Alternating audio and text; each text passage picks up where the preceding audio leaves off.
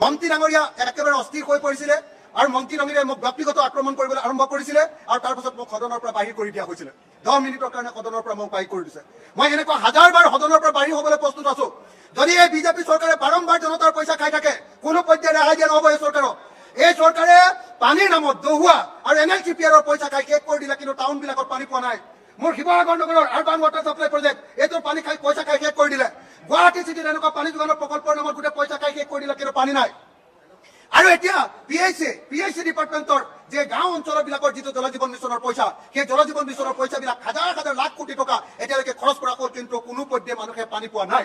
এইটো সম্পূৰ্ণৰূপে বিজেপি চৰকাৰৰ দিনত আটাইতকৈ ডাঙৰ কেলেংকাৰী যদি হৈছে তেতিয়াহ'লে PICৰ জল জীৱন মিছন আৰু দহুৱাৰ এই town urban water supply department বিলাকত, আৰবান ৱাটাৰ চাপ্লাই প্ৰজেক্ট বিলাকত। গতিকে এই গোটেই বিষয়টোৰ ওপৰত উচ্চ পৰ্যায়ৰ তদন্ত হ'ব লাগে আৰু যদি সম্ভৱ হয় CBI তদন্তৰ ব্যৱস্থা কৰিব লাগে আৰু সকলো অফিচাৰ আৰু মন্ত্ৰীসকল, ইয়াৰ আগৰ মন্ত্ৰী আৰু বৰ্তমানৰ মন্ত্ৰী, চবকে জবাবদিহি কৰি যিবিলাকে কমিশ্যন খাই এই কাম কৰিলে আৰু যিসকল ঠিকাদাৰে পানী নিদিয়াকৈ অকল পইচা লৈ গ'ল, তেওঁলোকৰ ওপৰত তদন্তৰ ব্যৱস্থা কৰি আমাক পানী দিয়াৰ ব্যৱস্থা গ্ৰহণ কৰিবৰ কাৰণে মই দাবী উত্থাপন কৰিলো।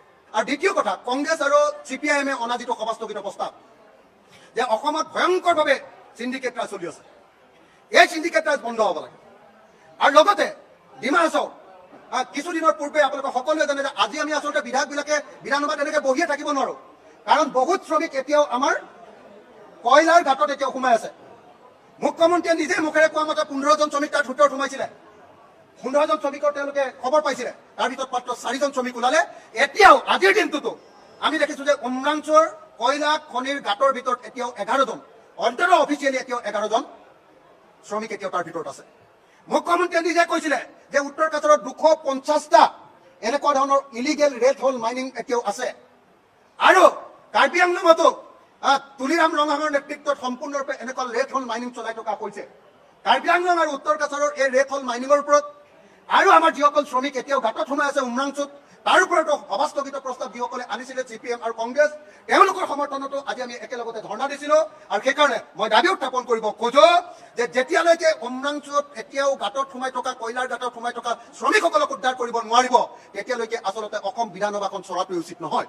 সেইকাৰণে মোৰ প্ৰস্তাৱটো হ'ল যে অসম বিধানসভাৰ পৰা এটা সৰ্বদলীয় প্ৰতিনিধি দল উমৰাংচুলৈ যাব লাগে, সৰ্বদলীয় প্ৰতিনিধি দল কাৰ্বি আংলঙলৈ যাব লাগে, আৰু তাত চলি থকা যিবিলাক ৰেড হোল মাইনিং প্ৰত্যেকটো আমি এবাৰ চাই আহি এইবিলাক বন্ধ কৰাৰ ব্যৱস্থা, উপযুক্ত শাস্তি দিয়াৰ ব্যৱস্থা, যিসকলে খালিছে এইবিলাক কাম, তুলিৰাম ৰঙাং আৰু দেবুলাল গালুছাৰ ওপৰত যথোপযুক্ত শাস্তি, আৰু লগতে এই যিসকল আমাৰ এতিয়াও উদ্ধাৰ হোৱা নাই তেওঁলোকক উদ্ধাৰ কৰাৰ ব্যৱস্থা গ্ৰহণ কৰিব।